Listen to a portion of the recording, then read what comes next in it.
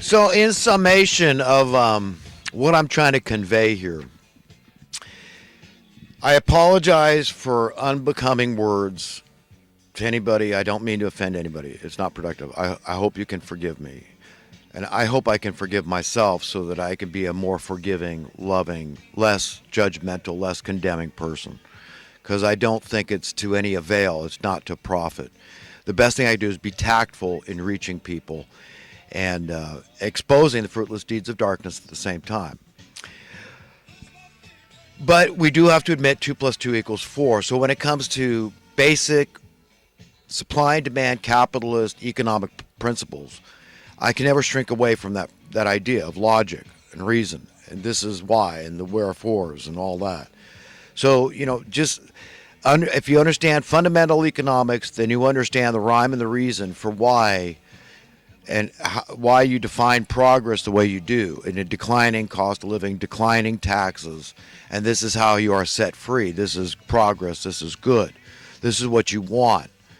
Okay, is financial freedom, because you can't be truly free unless you are financially free. And I don't prescribe to the gospel of prosperity, where it's just every man for himself, and that's falling into the same secular dog eat dog, social Darwinian philosophy. The New World Order cabal, that whole diabolical group of thugs and maniacs and nuts cases and freaks, okay, in my mind, that's by their behavior. I'm not condemning anybody. I'm just saying we don't want to do that. We don't want to open that can of worms, that Pandora's box, whereby we believe in inequality, because then, okay, because if you don't believe in equality, by default, you do believe in inequality, then the sky's the limit, right? You've got no standing, you've got no basis, you've got no justification for standing up against any inequality, any and all, okay? Unless you're the lawmaker, you're going to decide. So then you become the usurper of God's laws, and you decide what is just enough inequality in the land. So it's very important that I get through to people on this subject, and that people understand why I keep rehashing the economic stuff, the supply and demand capitalism stuff, just to show you that what we've had is not capitalism. It's not supply and demand capitalism. It's not free market capitalism. It's crony capitalism, which is just, it's used as a calling card. It's got capitalism in its name, so we're just going to blame all the capital. You understand how they work to divide us and conquer us? And under communism, they do this and that and the next thing. And it's all really just fascist, and it's just a means to an end to keep us divided, just cause a perpetual clash of civilizations, and never let people unify within their own country, and thereby set a good example for other countries to follow. You can't let one ant stand up, or else they'll all stand up, right, from the bug's life. That's the mentality of these people that are creating the policies we all have to live under, but they're exempt from. So anyhow, I don't know if I have much more to say on that, but like I said, the theme of the set of videos today, I wanted to be, tapping into that forgiveness, that we need it, compassion, mercy, and not to be ashamed of Christ, is definitely important. That there's nothing, what is there to be ashamed of in the first place? There's nothing, absolutely nothing that Christ did on earth. But yet that's the attitude, right? They got us, you're religious. This is what the cause of all the wars is. This is what we're being taught and trained and told by this same diabolical New World Order bunch. It's the same, but globalists, elitists. These are the people, the purveyors of madness and illogic and division, and all this crap. And remember, they're just your Al Gore types, your George Soros types, and troublemaker types. I mean, I don't care who they are. And, a lot of these people are doing it advertently. Those are the most evil ones, intentionally. A lot of it's just inadvertent. A lot of inadvertent evildoers out there that just, they're just sycophants to these people. And so we got big problems. We've fallen really far in America. And it's going to take it's going to be painful and traumatic. Like I said, I mean, we need to revisit just 9 years ago, that bailout of '08. We need a reset of economic reality in the land. If we're going to put out this main fire, this bonfire that's blazing, that's been given permission to blaze, legitimacy, validation to blaze by these high-ranking politicians, by the bailout of '08, legitimizing that, socialization of the wealth, I mean, socialization of the profits. I'm sorry. I go over this so many times I get it mixed up in my head. No, they have privatized the profits, the theft, the booty, the loot, the plunder, if you will. They've privatized that in a few hands, and they socialized the debt. You understand? So that's how they've enslaved us. This is this big bonfire that's burning, and just incrementally, just slowly, gradually, it just keeps getting worse and worse and worse. The wealth imbalance. People can't realize the American dream of home ownership anymore. California is leading the way. That's why I call it the guinea pig state. The rest of the nation is behind the curve. They got to understand where I'm coming from. Less than half of Californians are homeowners now, and that percentage is shrinking as I speak. So the train hasn't turned around yet, contrary to what Alex Jones thinks, just because the stock market is booming and all this and that. Look, until the worth of your currency starts increasing, okay, and I've told you how that's going to happen. Cost of living must go down for that to happen. Okay. And so, fundamentally, we got to get that. And it is going to be traumatic for a lot of people, but it's what we need. It's pulling teeth, but, we need a reset of economic reality. And I don't know what else to say on this. I'm just scratching my mind and scratching my brain, trying to figure out what else I can say that's going to make it any clearer. But again, a child can understand these things, so I think we're all without excuse if we're just being honest. That's what I really think it comes down to.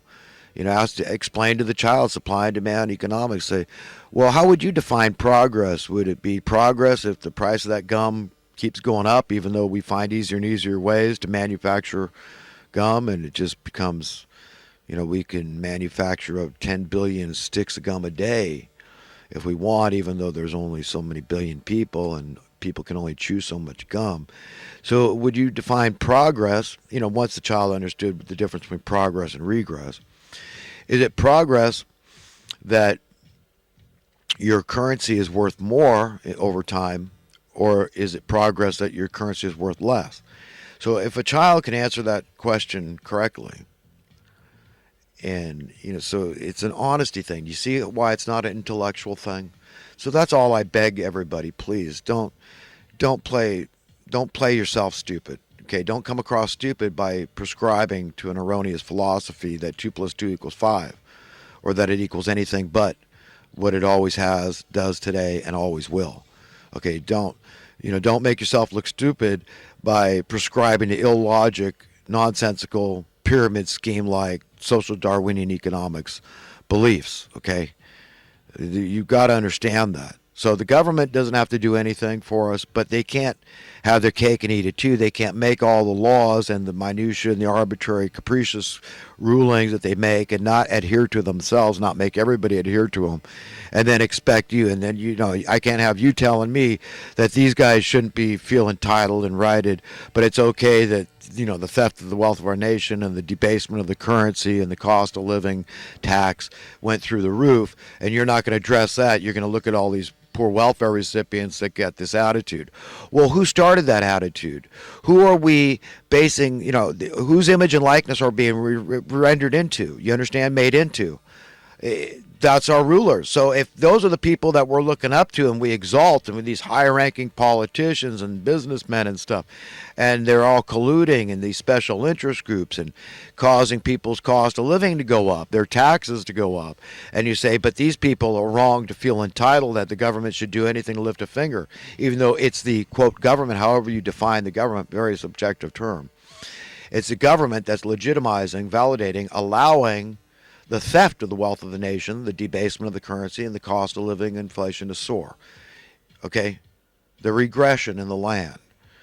And so, you're going to point fingers. It's sort of like you people straining out a gnat, yet you swallow a camel. See, hypocrisy knows no bounds. And if you think you could just do it with a little, well, I'm just rationalizing in this is how I was brought up. This is what I believe, the work ethic and that. You work hard and you get ahead and all that. And harder and harder. Do you condone that? Then is it okay that we have regression and the nut keeps getting harder and harder to crack? The bar keeps getting harder and harder to reach. How do you justify that? How are you going to stand before God? You don't have the answer to me, but you will stand one-on-one before your owner, your maker.